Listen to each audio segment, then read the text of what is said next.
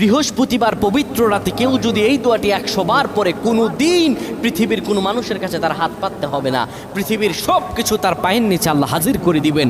দারিদ্রতা থেকে মুক্তি দান করবেন, বিপদ আপদ থেকে মুক্তি দান করবেন, তার সম্মানকে সুউচ্চতা দান করবেন, অসুস্থতা থেকে দূরে রাখবেন। আল্লাহর অশেষ দয়া ও রহম তাকে দান করে দিবেন। সুবহানাল্লাহ। বৃহস্পতিবার রাত এটি গুরুত্বপূর্ণ রাত। এই রাত সপ্তাহে একদিন আসে।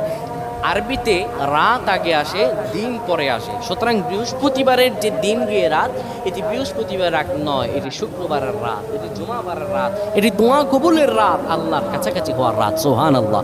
এই বৃহস্পতিবার রাত আল্লাহ তাআলা বান্দার দোয়া কবুল করেন।